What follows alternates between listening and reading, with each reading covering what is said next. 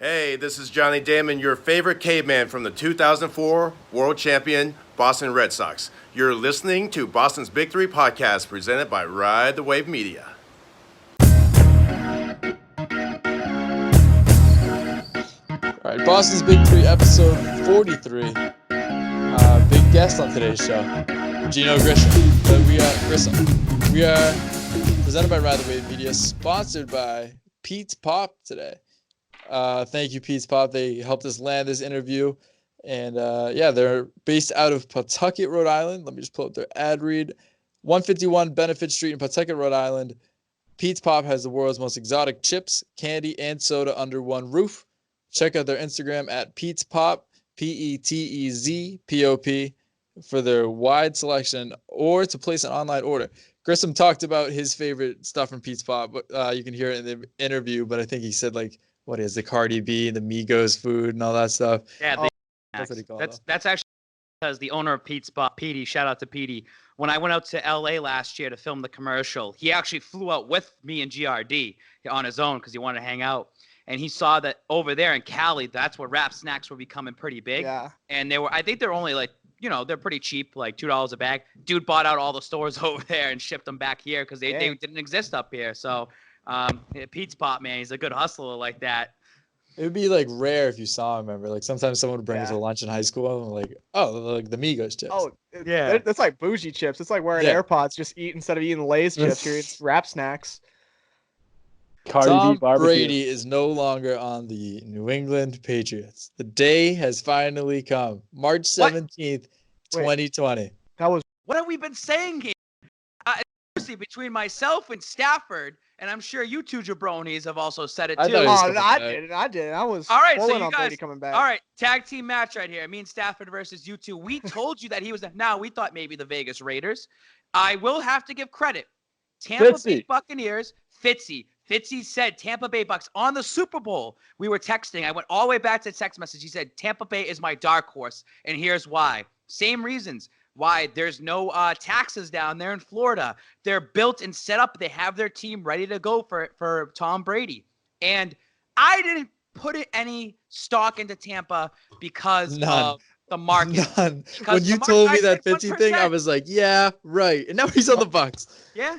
But I'm telling you, everybody at home, that I believe that Brady wasn't going to go there because it's a small market. But then now it makes me think if Brady doesn't succeed in Tampa, it's a small market. Doesn't really matter. It's not like he had to play in front of the entire world. But shout out to the Bucks because if you look at their schedule, they play Kansas City this year. They play the Packers. You play the Saints twice. Yeah. They played at Detroit this year, so he's going to be linking up with Matt Patricia again. They have some really good games. I expect out of a 16-game season, 8 of them are prime time. And now Tampa Bay is going to be like the center of the sports world. The Lightning are consistently good. Babs, you say small market, but it's not really a small market when Tom Brady comes to town. Yeah. Like, he had 8 primetime games. When's the last time the Buccaneers had any primetime games with Jameis Winston there? Do they become the immediate favorites to win the South? Or win the South. It's going to be Brady versus Breeze the next 2 years, which will be a ton of fun. And we still have to wait for free agency to end because now it's being reported by Mike Lombardi that A&B is probably coming to the Bucs. And then also they're talking about getting Todd Gurley or Melvin Gordon. And you know what me and GRD have been talking about off the record is that the Bucs are going all in for the next 2 years. That means they're going to take their 14th overall pick or whatever they have this year, and they're trading it away. Let's start now. Let's win now. It's a win now mode, and I'm sure all the fans down there will be forever grateful if they win at least one Super Bowl, and then they're mediocre for another 15 years because that's pretty much what they did since they won 2002. Yeah. Well, the thing is, too, they're going in not only for the next couple years, it's this season. They are hosting the Super Bowl. Super Bowl's in Tampa Bay. Tom Brady would be the only person in NFL history to win a Super Bowl in his home stadium. This is Imagine if he did that and it wasn't for the Pats. This is that he does that and the record does he knew what he was getting into. He probably could have did it in New England if the Patriots were able to host the Super Bowl, but they will never ever able to host the Super Bowl. So it's just another little thing. I don't know. Global warming might change that. Who knows? Yeah. Well, they had that one in MetLife. That was just brutal. And that turned into a blowout too. Yep. That was the Seahawks and the Broncos game. Yeah. I'm telling you right now, I've never had more like genuine joy than seeing Peyton Manning absolutely getting smacked on national television. Would you be okay if Tom Brady made the Super Bowl this year? Say he made it against the Kansas City Chiefs. Would you be okay with that kind of situation? Yeah, course. absolutely. See him get blown I out. want Brady to win the Super Bowl. I don't think the Patriots will. I think this is what made me the most angry about this whole situation. The Patriots did the wrong thing in hindsight. They tried to be good this year. No matter what's going to happen, it's going to be a rough season. I don't think you can be optimistic all you want. It's not going to be the same. It's going to be maybe another first round exit the playoffs. We don't know. Nobody has any idea. But that's absolutely fine with the team that they have. As long as they get to the playoffs, that's a W, and they go into next season. Okay, but if that's the plan, if that's the plan, if you're saying that's fine. If you want to play it, you can't do it with the just cut other people. The people they re-signed is because they were trying to be good. I think just from a strictly homerism point of view that just wanted to see Brady back. If you look at two roads you're about to take, both roads are going to lead to not a Super Bowl win. Might as well just have Brady for life on the Patriots for that way. Short term, this stinks, but you're letting Brady, who's given 20 years of his service, walk away. You're keeping him happy because guess what's going to happen? In 2 to 3 years, Brady's going to come back to New England. We're going to hold parades. We're going to have a statue for him. We're going to do whatever we're going to do for him. Don't make that face, Stafford. He's going to come back. He's going to end up going to Canton. He's going to go into Canton as a New England Patriot. You're keeping if he goes that in as a Buck. That would be phenomenal. Everything's good that way. Short term hurts the Patriots. Long term helps the Patriots. Bill Belichick is not going anywhere for the next 10 years. He's staying here in New England, and it's gonna. Don't make that face either. How many wins That's is he news away? to me. How many wins is he away from all time? I think he needs at least 4 more seasons at 12 wins a pop, which I say he's gonna get about 10 or 11 this upcoming year. So that's why I'm saying 5 or 6 more years that he has left. He's not kicking this bucket until no. The thing is, Brandon, he'll be an executive after he's a head coach. It's not going to be just. Yeah, that's why he's staying 10 years. That's why he's staying 10 years. But once he passes Don Shula's win record, smell you later. He's just going to become the executive and kind of ride off. Babs, the thing is I disagree with one thing you just said. Brady's not happy. Brady's not happy he had to go to Tampa Bay in the first place. We much rather would have had the Patriots pay him $30 million and had him stay here for the rest of his career. Brady's going to be smiling cheek. He's going to be smiling cheek to cheek when he's throwing it over to Mike Evans, Antonio Brown handing it off to Todd Gurley. I think you're absolutely going to save money on New England. He has an actual son. Out in Tampa Bay. It's nice weather the whole time. His winters, his January's freezing in Foxborough is just on a beach in Tampa Bay. Here's the take. Does Tom Brady succeed in a warmer climate? Does he succeed in a warmer climate? Because he struggled down in Miami for a couple of years. And that humidity. It's a serious question. It really is. It's a serious question. Because now he's going to get acclimated down there, and he probably will get used to the weather and all that and the humidity. He could probably win in Miami. But it actually would not surprise me the first 2 games he struggles down there because of the warm weather. And plus the rain. It's going to rain. The torrential downpours they might have down there. Is there a part of you that really wants Brady to stink this year? Or you're just going to be rooting for the guy? No, absolutely not. I saw someone on Twitter say they want him to be terrible this upcoming year. Probably a Giants you left us, I'm just like, no, he's some Patriots fan. He's like, you abandoned the Patriots. I hope you have another terrible year. You're nothing. I'm like, go take a lap. If he stinks, I'll be like, it is what it is. And deep down inside, I'll be smiling like Belichick would be smiling, like that little grin on his face, because you know that the Patriots end up winning that. But I want Brady to succeed. If he wins the Super Bowl and the Patriots don't even make the playoffs, that's cool. I'm absolutely fine with that. Right. What if it's the other way around? What if the Patriots win? Say the Patriots just make playoffs? I'm not going to push them to the Super Bowl just yet. Just imagine the Patriots make the playoffs and then the Bucs miss the playoffs this year. What are your thoughts on that? Belichick is smiling ear to ear again. Yeah. I'll be smiling ear to ear too, but you can never shit on Brady. You can never publicly shit on Brady, nor should you ever publicly shit on Brady. But I will just be the first one to shout out and be like, it's Bill Belichick, baby. He's the true genius. And that's what it ends up being. I don't know. Belichick, when he kissed his kid, that's pretty bad press. It's probably a good thing to ridicule him from that. But I have a hot take here. Oh, go for it. Here we go. Get ready for this, boys. Here we go. Tampa Bay Buccaneers, one of the best offenses in the NFL now, supposedly. You have Chris Godwin. You have Mike Evans. You have Ronald Jones, O.J. Howard, Cameron Brate, potentially Antonio Brown, and Tom Brady. Out of all of those players, Tom Brady might be the reason why they do not succeed next year. Ooh. Ooh. 43 years old. First time in a new system in 20 plus years. Are you allowed to say that? Head coach, different blocking scheme, new defense, new climate, new everything. This is all new for Tom Brady. And a lot of times you see at the end of people's careers, old dogs cannot learn new tricks. Tom Brady might be the very reason why the Buccaneers are not successful next season. But Tom Brady is ready to go down there and take the risk, and that's what he wants to do. And like Robert Kraft said, now, I mean, you're going to hear so many different sides. Kraft said if Brady really wanted to stay, we would have made it work for him. Supposedly he said that. I don't believe Clearly any of not. that. Yeah. Clearly not. But Tom Brady going down there, it's the added chip on his shoulder the last 6 or 7 years. He's always been playing with his back against the wall, whether it's the deflated ball situation, whether it's being down in the Super Bowl 51, whether that's even you're too old, Tom, you can't do this. It's going to be very interesting. You make a great point there, Stafford.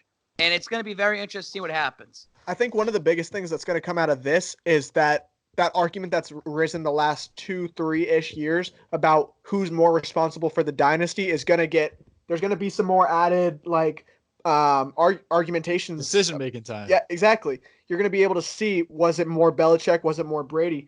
And in these two, you're actually going to see them now in two different systems for the first time in their careers, and you're going to be able to differentiate who was doing what. And this is great. It's like we're living in a world of Madden. We are living in, Yeah. we are literally in a fantasy It's land weird, right now with yeah. the fucking world, how the world's going around us with Kobe Bryant, RIP to him, and Tom Brady leaving, and the COVID going on, the Kansas City Chiefs are champions. Everything is just in a fantasy world right now. But this is what we want to see, and we get to see this in a 2-year window. And I hope that Brady's successful enough that he plays at least another season and comes back to Gillette.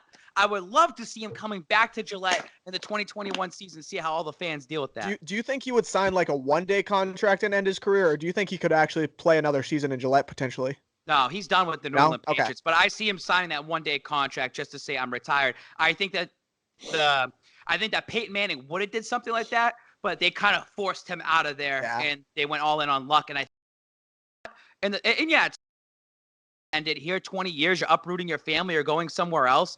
I guess Brady met with Derek Jeter, Bill Gates, and the owner of the Tampa Bay Lightning on Sunday. He was down in Tampa. They had a little dinner, and they're pretty much telling Brady about the city of Tampa because Jeter lives down there, telling him this is the infrastructure we're building over the next couple of years. We want you to invest in our city. So this is also a business move, too, to invest in a up-and-coming city of Tampa Bay. And you're going to have TB12 down there now, too. And we're going to have our newest acquisition, Jay Lassard, down there, who is going to be covering all Tom Brady at the Bucs every single game. So later in the week, we're probably going to record another Brady-specific episode. So we're going to kind of transition more to the rest of the Patriots free agency, getting our interview with Grissom, and then wrap up with just like some NFL free agency. So we have coming to New England wide receiver. What's this guy? His name Demir Bird. How do you say it? Demir? Hey, anyone named Bird's welcome in Boston. That's all I'm saying. Not with an eye. All right, this is the breakdown on this guy. Absolute wheels. Not a ton of production from the slot, which is concerning considering he's only 5'8". So he's playing outside at 5'8", under 200 pounds. I got very concerning. concerning. Has serious speed though. Absolute burner. Something we need, especially with Dorsett leaving. But the thing is, if he can't play multiple positions along that receiving line between the slot and the outside, he will not be successful in this system. McDaniels requires the receivers to be smart and to play versatile roles, and he can't do both. And what is his contract in terms of guaranteed money? Because you could. I thought it was 1 year, but I think it's a little high. So I don't know if that's correct. I haven't seen the official breakdown of it yet, though. Because I'm just wondering, like, depending on what his guaranteed money is, they just cut him, like in August. It's like, see you later. I'm assuming it cannot be that high, but I think the incentive is there. So it's 1 year, 2.5 mil. But I don't know the specifics of the guaranteed money. Once we see that, we'll understand whether he's staying or not in August. Yeah, also, just some breaking news here. It just came out about 5 minutes ago. Landon Roberts has signed with the Miami Dolphins. It just came out along with Ted Karras today. So losing even more players to the Brian Dolphins. Flores. That's 3 Dolphins, 3 Lions. Run through That's 3 Dolphins, 3 Lions, dude. They're all just going to 2 teams. Yeah. We have the McCourty twins coming back. Slater's coming back, which Grissom speaks highly of in the interview. Big Slater guy. Huge Slater guy. Huge like Slater. like many New England people out there. I And then will Joe say- Tooney gets franchise tag, and then I will that's say the this, return path. Brendan, we did not ask your question. I'm sorry. You didn't ask my question. No, we Man. didn't ask. Lost in the text. I just knew I know he was a fashion guy, so I was Yeah, we wondering asked if him he about was into fashion. We the went sneaker into that, scene. but we didn't ask. Okay. We didn't ask about that. Okay. So, Dang. sorry Also, it's about that. important to I'm know not before we move disappointed. on. That's all I have to say. It's important to note before we move on, the XFL and NFL are actively working to get a contract done where they will be able to sign XFL guys within the next week or so. Oh wow. And Bill Belichick will undeniably will sign at least 3 of these guys. At least 3. I'm taking your word for that. I want 3. I want 3. In terms of people who left the Pats, Ted Karras, like we just said, goes to the Dolphins. Deron Harmon, Lions. Danny Shelton, Lions. Tom Brady, Bucks, obviously. Jamie Collins, Lions. Kyle Van Noy, Dolphins. Ben Watson retired, but Ben Watson, he was a shell of himself, but he was still good. Ben Watson was the tight end when I started playing football, and then he came back as a tight end for the Pats when I'm in college. That's crazy. If you Stafford, just think about you can think about the Tom Brady thing the same way. Yeah, I was 1 when he Stafford, if you look at the defense right now and talk to the fans at home listening, yeah, you lost Van Noy. Yeah, you lost Jamie Collins. But the defense is still pretty much intact, correct? The defense is solid, especially the defensive secondary, very solid still. You're not losing any really pieces from there. J.C. Jackson's going to take a huge step next season. Jonathan Jones put a lot more strong safety actually towards the back end of the season, with Shunk starting to kind of bring his role down a little bit because he'll be leaving next season, either retirement or going somewhere else. A lot of youth in the secondary coming up, especially these young guys, like I said, Jackson and Jones. The defensive line needs work. Lawrence Guy was a productive guy last year. We lost Danny Shelton, but Guy played inside last season, and he's too much of a outside guy to play inside as much as he did. Winovich is still going to be there. Probably a huge jump for Winovich. More snaps coming, especially on pass rush downs. And the linebacking core is solid. As long as you have Hightower there to teach these young guys, we'll be okay. As long as you have that anchor in the middle. That's what I'm saying is that you still have what Belichick's been great over these last 20 years is finding these B-roll or C-roll players and making them superstars. And that's why they go get paid. Someone like a Van Noy, Detroit just left him out to dry. We end up scooping him up for next to nothing. You make him get paid $50 million in a couple years, and he gets 2 rings on top of it. Tom Brady was a C-roll player when he came to New England, and he saw that fire under him. Belichick sees that. That's why I like Chase Winovich, because I think he sees something under Chase Winovich that he wants to keep him around. Jawan Bentley, don't sleep on him next year either. I believe that he sees something out of him as well, too. I agree. Last One thing- more oh, my point bad. before we move on here. Just because the team spends a lot of money in free agency does not mean they'll be successful next season. I want to emphasize that. I had the Dolphins winning free agency on my day 1 predictions and everything, and we were right about that. But just because a team spends a lot of money does not mean these players are going to work out. We've seen so many times where just terrible contracts being handed out to quote-unquote high-profile guys. Los Angeles Rams. Flat on their face. Flat on their face. All right, last thing before we go into this interview. Is it Stidham time? Why not? Why not? After the interview. We'll talk about that after the interview. We need to go with that. Oh, look at that. Oh, Little cliffhanger! foreshadowing. Hey. Little foreshadowing. Yeah. All right, interview with Geneo Grissom, Super Bowl 51 champion, New England Patriot D-end, and he's scout team Hall of Famer. He was talking about his trenches during that time. So it's a good behind the curtain look at how the Patriot way, I guess. He got into detail about that, talked about his early playing career, how he's transitioning out of his playing career, what is that, Justice Mission he's on now. Yeah, it's a good interview. And Patriots Nation, he's gonna cheer you up a little bit. He's gonna let you know it's not over yet. It's not over yet. I'll be right back. I'll go read a book or something while you guys interview. All right, here it is, Geneo Grissom. All right, Boss's Big Three is happy to have on former New England Patriot defensive end. He's a Super Bowl 51 champion, third round pick, not third overall, 97th pick from Oklahoma, Geneo Grissom, onto the program. How you guys doing? Glad to be here. Thanks for having me, guys. So first and foremost, we're in the middle of free agency season. Big news going around, especially New England. But before we go into that, I understand that you're involved with the International Justice Mission. If you want to just touch on that, kind of tell our audience what that's all about, where they could help out and all that stuff. Absolutely. So International Justice Mission is a nonprofit organization that works with basically ending modern day slavery, or just domestic violence internationally across the world.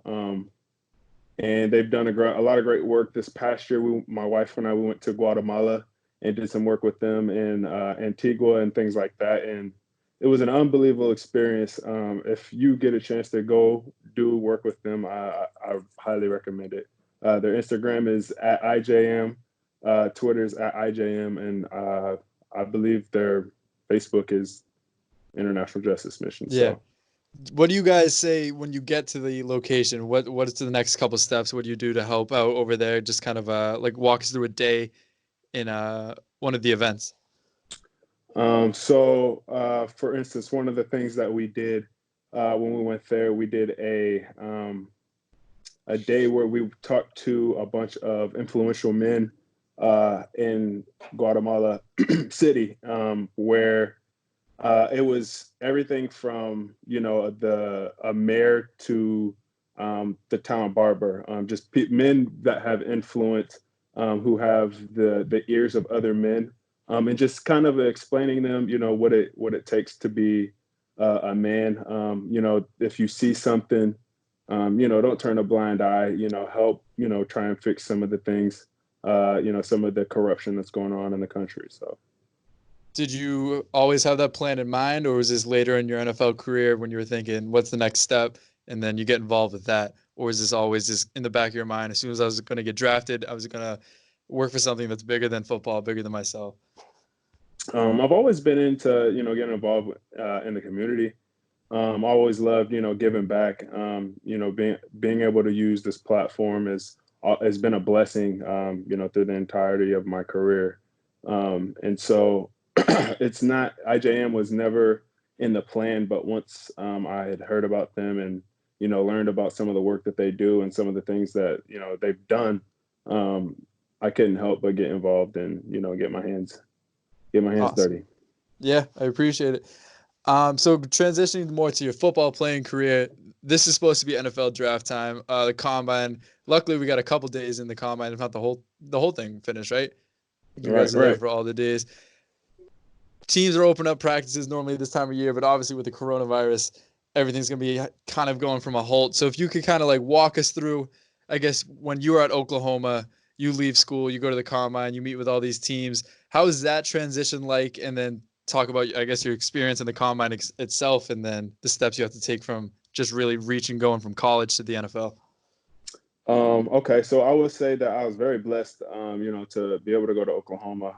They did a phenomenal job preparing me, not only physically for the next level, but also mentally. There's a saying that, Oklahoma football players say it's Schmitty built, and I was at the time our strength coach. And anybody who's from Oklahoma knows anything about Schmitty's probably smirking right now, because that's just even, past Boomer Sooner, if you know what Schmitty built, that you're pretty ingrained at Oklahoma. So I would say that the process was pretty intense. It was unlike anything I've ever experienced.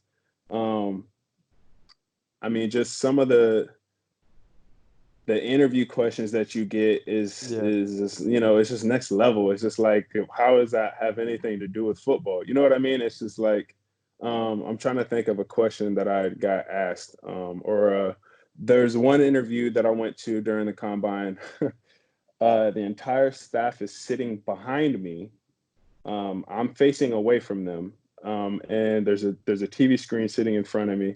I walk in the room, they sit me down, I shake everybody's hand, and I sit in the chair. I like get ready to turn the chair, and they're like, no, leave the chair. You're good. Just keep facing the TV screen. They don't say a word to me other than like, just leave the chair. They flick on the TV screen. It's their team psychologist, and he's just asking me like a whole bunch of interview questions, just to see how your brain works type questions. But it was just the most like awkward thing ever, because I'm answering these questions. I don't know how they're reacting behind me. Yeah, they're probably reading your behavior or something like that. Exactly. So it's just they just put you in the most ridiculous situations, just to see kind of how you react, and it's. When you're on the spot at that time as a young kid going into that, are you just in comparing to what now, because you're more mature now, do you think it's the right thing for teams to do that? Do you think that it's okay for them to do that? Because we've heard stories and war stories that they ask a couple questions that might go above, the line. Do you think that they're doing the right thing, the teams that are doing that during the combine? I agree with it. You definitely want to see what you're getting, and there's really no way to kind of really see, the personality of a guy other than to put them in, those uncomfortable situations. I mean, between the time where they graduate from college to the time they get drafted in their report, you're not going to be able to know who somebody is. So I think it is necessary. I think some of the the tactics that they use are a little unorthodox. But at the same time, I mean, these guys, they know what they're doing. There's a method to the madness. It's obviously all above my pay grade. So, speaking of that, I know obviously there's been some weird stuff with the combine, like you just described, that weird, awkward situation in that team meeting. I know every player says they don't care where they want to go when they get drafted, but coming out of Oklahoma, did you have a preference of where you actually wanted to be drafted? So, honestly, I'm from a small town in Kansas. I never even thought, I was gonna make it out of Kansas, let alone make it to the NFL. So to be 100% honest, as long as I had heard my name on draft day, I was good, man. And during that time, I was being told, everything from third round to fifth round. So I remember I had a draft party. I had probably about 40 people there. We had rented out like our little convention center in our hometown, and it's the first round goes by, second round goes by. I knew I wasn't getting drafted. Third round goes by. Everybody's starting to leave. It's the end of the night. You know how third round is the end of the day. The 97th pick, I can never say it, compensatory pick of the third round. Like basically a party of 40, 20 people are left. My phone rings and it's like, it's Bears on the other end, and he's like, "Hey, how do you feel about being a Patriot?" And it's just like surreal because at that time, everybody's leaving. I'm starting to get a little like not depressed, but just like, okay, all right, I didn't get picked today, like right. And then the last pick of the day is like, oh snap, and it was even more than the last pick of it. Like it was the 97th compensatory pick. So. Did you have any idea? Did you have any idea that you were going to be drafted by the Patriots towards the end of that draft? You were saying you were kind of down on yourself, but did you meet with Kraft beforehand, saying, "Hey, we may select you, we may not"? And then when that 97 pick, you're like kind of hanging on the last bit of hope, saying, "Hey, I met with Kraft. He said maybe," and then it worked out. So yeah, I had talked with the Patriots and did a visit with them probably about a month prior to the draft. And I knew there was interest, but I had no idea it was third round. And you know how it is, they say, we like you, we're going to try and grab you as soon as we can, but you never really know what that means. So, yeah. So that transitions us to the Brady news. Brady's out of here as a rookie.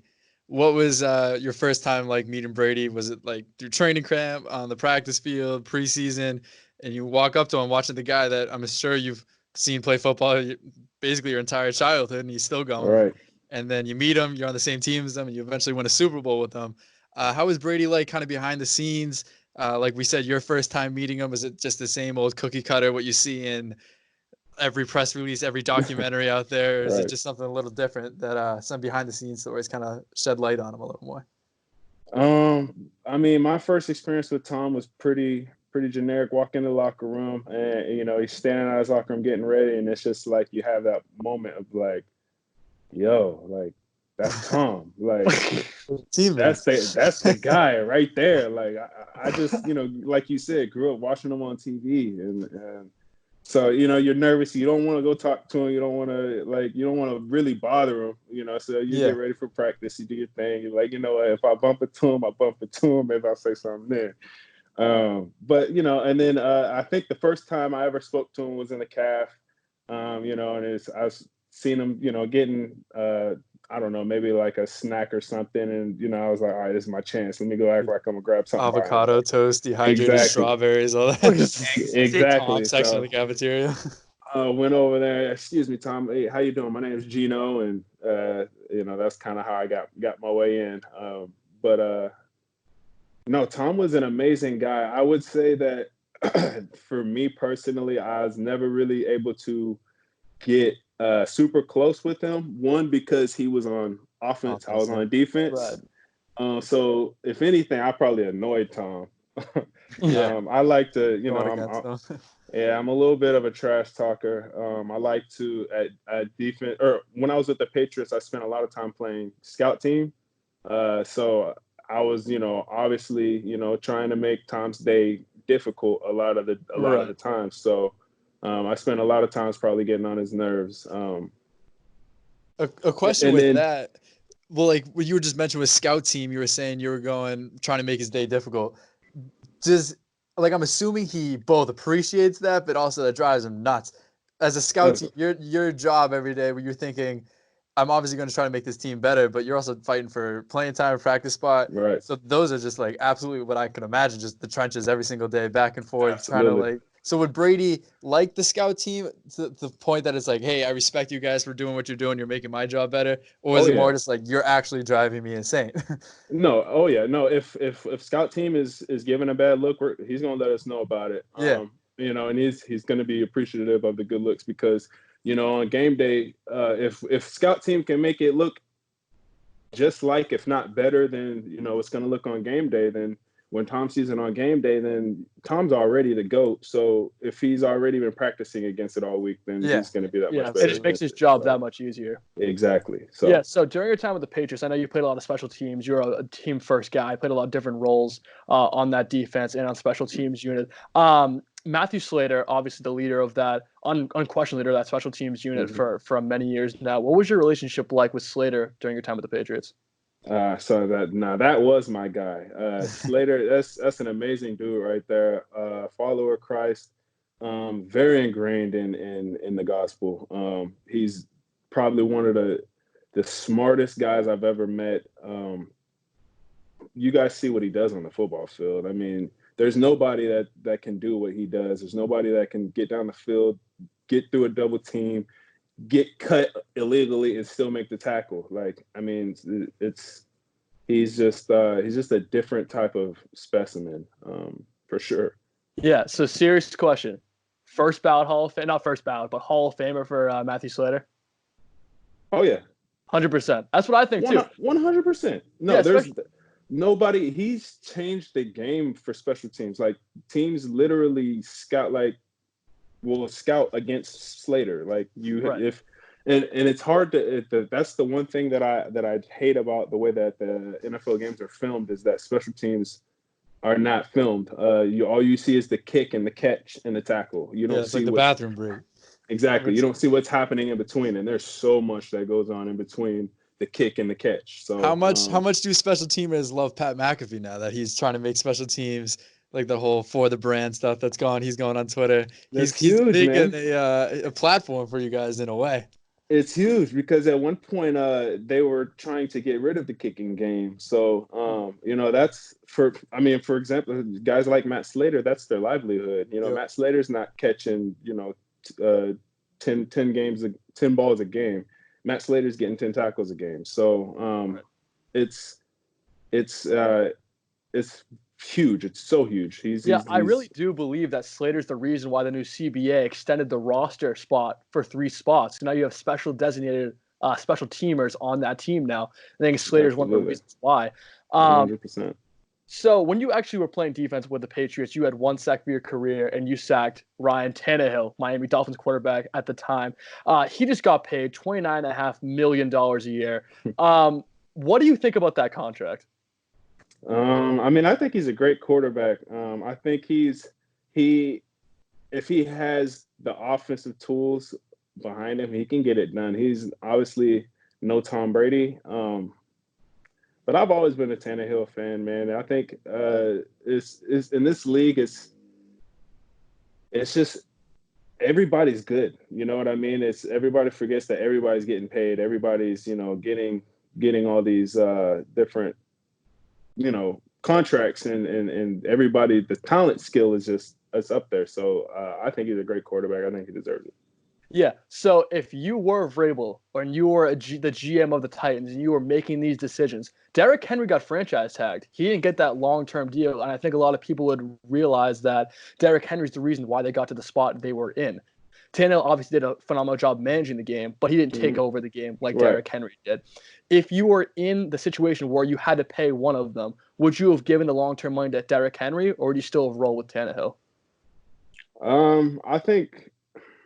I think you go with the quarterback. And the only reason why I say that is for longevity. I feel like running backs, especially a running back like Derrick Henry, his body is only going to hold out as long as he can hold out, and it's Right.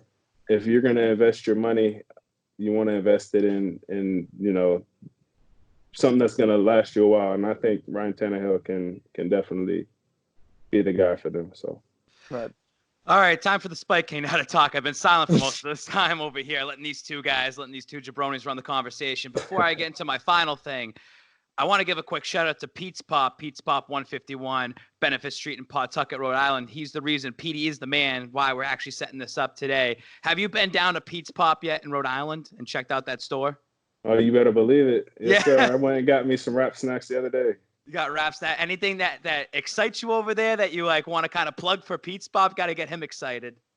Ah, man. I mean, shoot, this is the only place I know where I found out that rappers had chips. And like I said, I got the wrap snacks. I got 2 bags. I got the Cardi B's honey barbecue, and I got the Migos what is it? Barbecue and some ranch. Yeah. I went there and they had Reptar bars. They got my inner childhood there with the Rugrats. Man. So Yeah, you I got thought it that was all. cool. You Yeah. got So it thank all. you, Pete's Pop, for helping us out for today's show. But I want to get in to Super Bowl 51. You are a Super Bowl champion, and no one can ever take something like that away from you. But you got to be part of one of the greatest comebacks in Super Bowl history.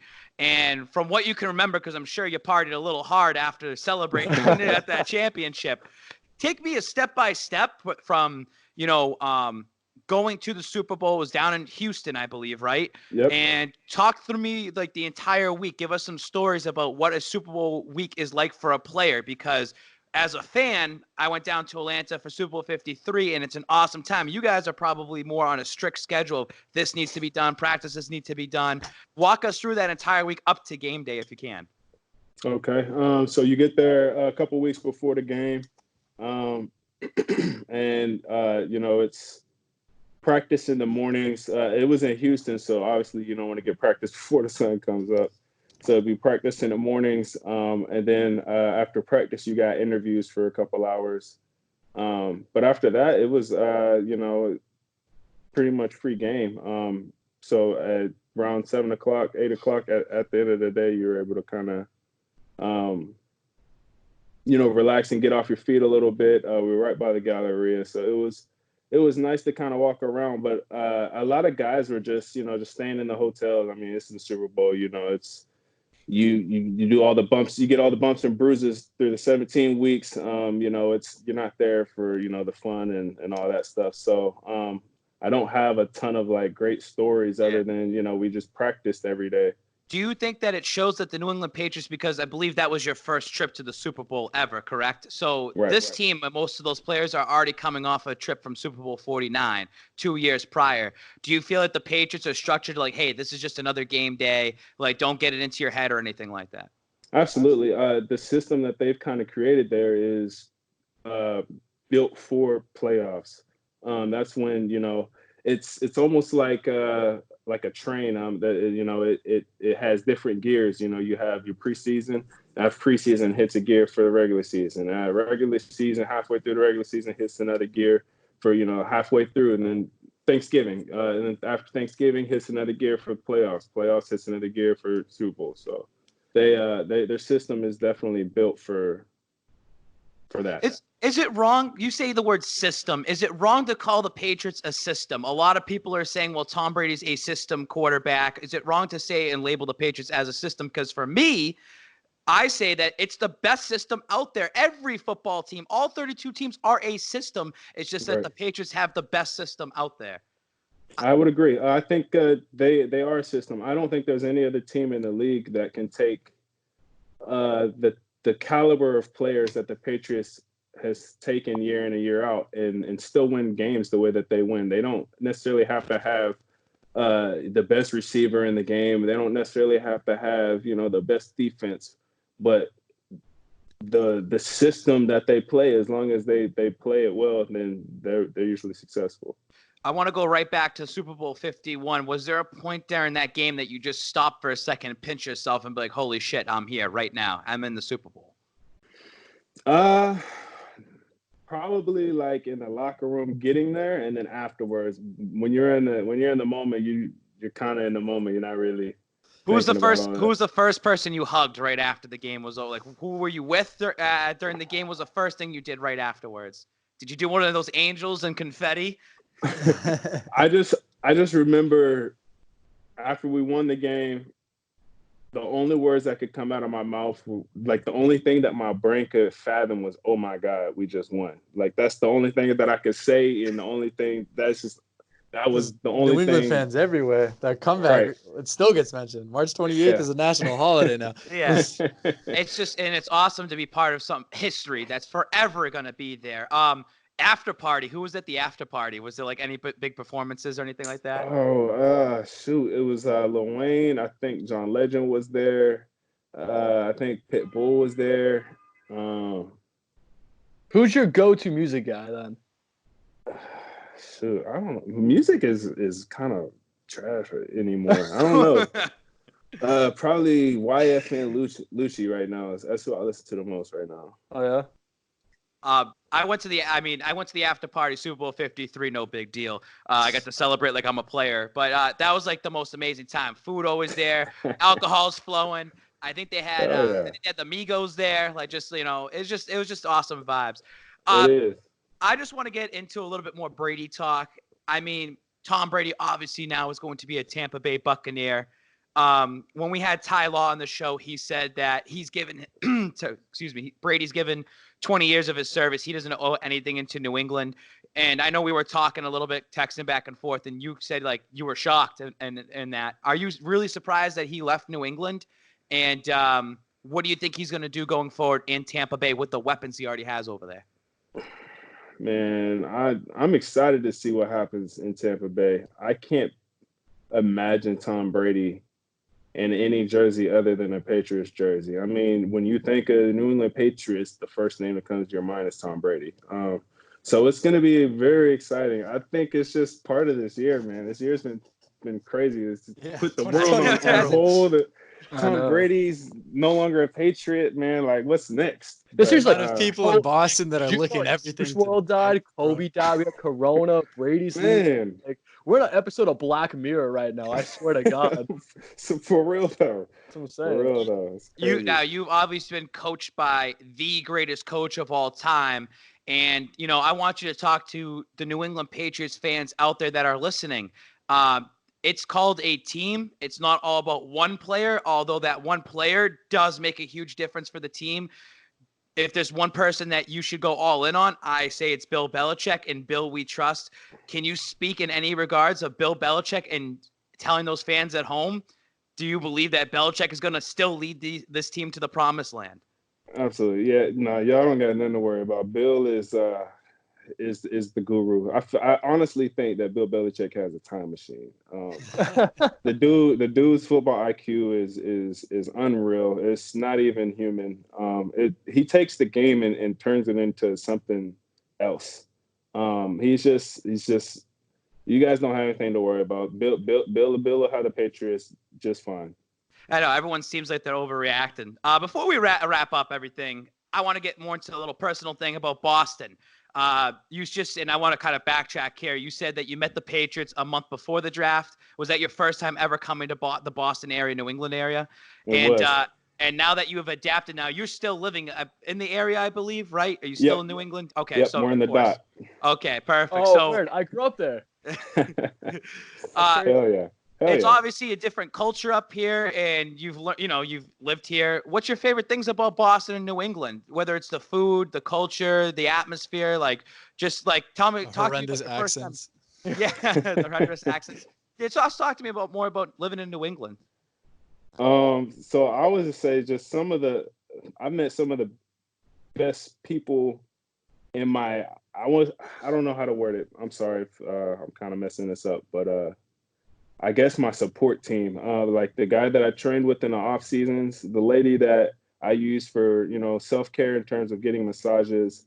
I've met some of the most outstanding people in Brian Donahue at APS and Mary Pecky at Serenity Massage. They're unbelievable. Nothing, and I feel like words can't describe how important they've been in not only my career but just in my life.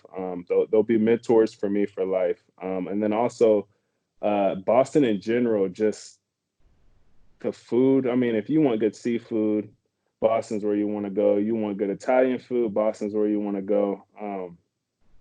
It's just a great place to be. So I just want to say I noticed that you're friends with Courtney, one of the cheerleaders right there. Yes, Okay, just so you know her. great Tell her I friend. said what's up. She follows the Spike King and everything. She's good. Will do. I met her and Dave down in Baltimore this past year. Yeah. And great people. But that's what you Yeah, say about those the two are sports hoop. system is that there's so many Absolutely. people that might have had to come here for whether it's sports or whatever it ends up being. It's awesome. Everyone's here to support each other.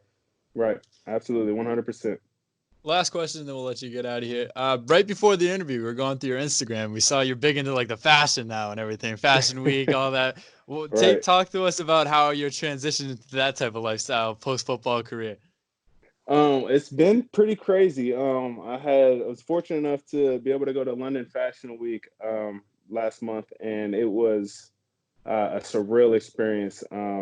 It was celebrating China, which was kind of a little ironic with the circumstances, but it was amazing. I mean, I wore some of the most ridiculous outfits that I've ever worn that I would actually wear. Yeah. But it's been a good transition to get it from getting out of the league. Sorry, I can't get my words together. English is real not question. easy for me who was right the now. person that had the best fashion that you ever played with, and then who's the person that just looked like they rolled out of bed, just threw on whatever and got team playing or something? Oh, the Like best who we've got fashion. to throw under the bus? I'll have to say the dude that had by far the best fashion is probably between Devin McCourty and man, Dante Hightower has some suits too now. Dante can throw Custom together. made. His body's like Yeah, man. I don't know, man. I feel like I don't think I could put somebody You on can't the roast bus like someone that, now. man. You can't put someone... Yeah. Because then people are gonna be all on his Instagram looking at what they wear. I can't do my guys like that, man. All right. Any other questions before we let you get out of here from you two? I'm all set. I appreciate you coming on, taking the time out of your day, and we appreciated having another awesome guest here on Boston's Big Three. New England Super Bowl champion. You in football Appreciate it. shape Thanks. still? Oh yeah. Yeah? I have a Gotta feeling be. that Bill's going to make a call. At least one training camp in, but I'm feeling it. Man, if they do, I'm ready. If you're looking for an agent, Ride the Wave would like to get into the sports agency business. So I'm ready to go. I will ready to fight for you. I will get whatever you need. The Spike King will be there for you. I will get you on a team. Have you thought about XFL? Keep that into consideration. I have. It just didn't make sense for me and my wife and our situation. So yeah. All right. Well, this is Geneo Grissom of the former New England Patriots Super Bowl 51 championship winning team, Boston's Big Three. We appreciate you coming on the show. And you want to plug anything you want right before we leave, but thanks for hopping on. Yeah, Geneo Grissom. The only thing I really mess with is Instagram, and that's barely says Geneo_Grissom. Thank you, man. Thanks. All right. So, like we mentioned, is it Stidham time? Thank you, Geneo Grissom, for coming on the show. Yeah, great guy. The people Great guy. on the edge of their seats the whole interview. Yeah, seriously. Jared Stidham, a lot of great stuff coming out from Jordan Palmer about him, his QB's coach. I respect Palmer a lot. He's been right about a lot of players, been molding a lot of great quarterbacks, young quarterbacks specifically, in the past couple of seasons. Do I believe it's Stidham time? Not yet. I say not yet, and this is why. We've been rumored to be interested in almost every single free agent in this draft. And there's a reason for that. Belichick obviously thinks he needs some competition, and whether or not he thinks that Stidham is or is not the guy is contingent on how he plays this preseason against some of these more high-profile players we're going to acquire. Whether that be Jake Fromm, whether that be Jacob Eason, whether that be Justin Herbert if he falls, whether that be Jalen Hurts, or maybe even a guy like Cam Newton that we've been hearing about in rumors and speculation today. Or earlier today, at least. I think that Cam Newton one would be pretty cool. I'm very casual football fan. I love the Patriots, but I think it'd be really cool if I the love Patriots. Cam. Yeah, I think it'd be Say what sick you if they picked up Cam want Newton. about his attitude and everything like that, but he's cool. Brady left, Belichick's still here. Belichick has never had a mobile quarterback. I said that the whole time, like forever episodes ago. I said the joke. I kind of want Teddy Bridgewater. We can't. But let's just get something different. Now that Tom's gone, let's just shake it up a little. Let's just see what he has up his sleeve. If Cam Newton comes as a 6'5", 255-pound linebacker playing as a quarterback, I want that. I'm all in. They had a flash of a mobile quarterback with Jacoby Brissett for like a game and a half, however that long. And that was just Speaking of Brissett, he is now available for trade. Oh. So that was another thing too that I heard this morning on my way home from work was that do the Colts really want to get rid of Jacoby Brissett though? Although they're going to listen to it, that's their insurance policy for an aging Phillip Rivers. Because if God forbid, something happens to Rivers, at least Jacoby can slide right in and knows the system. But I will say this about Cam Newton. I feel like his heart is not in football anymore. Like it just felt like he's getting that Andrew Luck that I'm getting beat up out here. And there was an interview last year halfway through the season that you could just tell the way he was talking about. And then all of a sudden Ron Rivera's gone and that whole team started to crumble him. I think that, like I said, I don't think his heart's there, but if he does come to New England, I feel that Belichick and Josh McDaniels and the Robert Kraft and the system and the fans can get him back to where he needs to be. He has played in a Super Bowl before. He has that experience, that playoff experience, and I will go out there and I'll buy a number 1 jersey and I'll rock that. But just because they get Cam Newton doesn't guarantee he's the starter week 1. Belichick is not announcing anything until the Saturday, the day before week 1. Stafford, so logistically for Cam Newton, before we get into everything else, his contract is not going to work for our cap situation. There would need to be an immediate restructuring before anything actually happened. Stafford, you were talking about quarterbacks in this draft. Is there any quarterback that you'd want over that we realistically could get? Not saying he's better than Stidham right now, who has a year under Brady. I'm just thinking, why would you start a rookie quarterback when you drafted a rookie quarterback the year before? It's not about starting versus not starting. It's about who gives you the best chance to win right now. That's what Belichick's always thinking about. He doesn't care if you're a rookie or a 15-year vet. Yeah. He wants to win football games. Yeah. So if Hurts gives him a better chance to win just on regular play calling, he's going to take Hurts. If he thinks Stidham's going to win in the long run, he'll take Stidham. Stupid question. Does Belichick do a 2 QB system and mixes 2 QBs in there during games? Yeah, that was I've seen He's like, hey, how'd you do this? Him ever trying that in any capacity. I will say Josh McDaniels had experience with the mobile quarterback. Tim Tebow, who he drafted in the first round as the head coach of the Denver Broncos.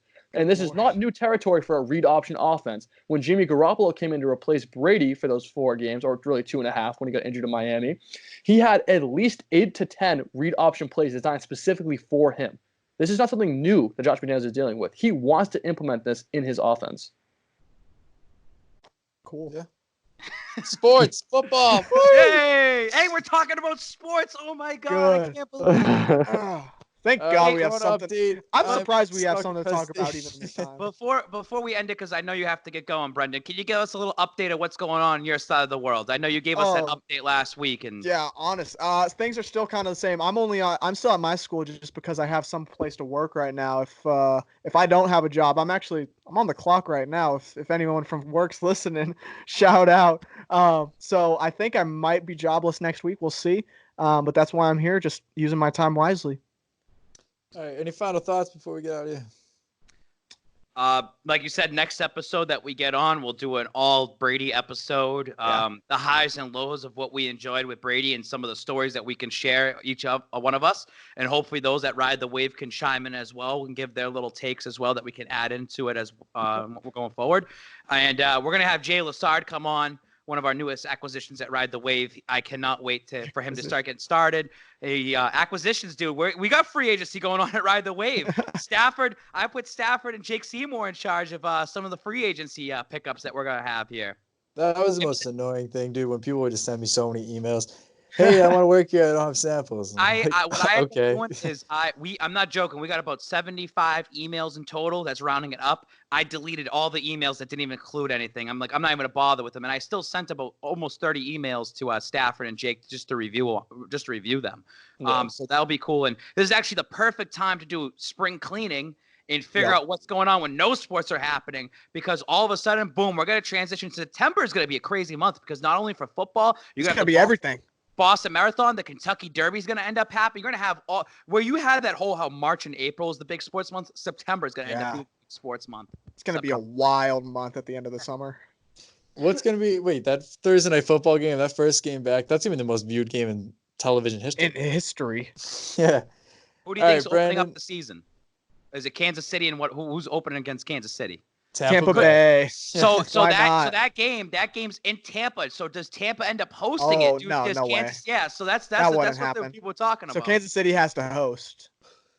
Yeah, they don't have to host. The NFL could just be like, no, we're giving this to Tom Brady. They did the crazy thing last year with the Bears and Packers playing week 1.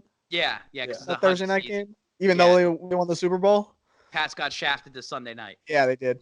All right, Brandon Stafford, any final thoughts? My final thoughts are go get NBA League Pass if you're in quarantine, because it is free right now and you can probably watch all the previous NBA games you want.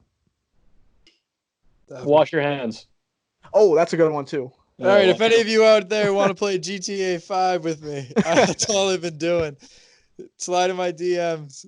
Follow Tyler Miller on Twitter. Yeah, don't forget to follow Tyler on Twitter. I have been getting a decent amount of followers lately, so it's either people are listening or they're making the worst mistake of their life, smashing the follow button. All right, Boston's Big 3, episode 43. So yeah, maybe Corona might kill us all. Who knows?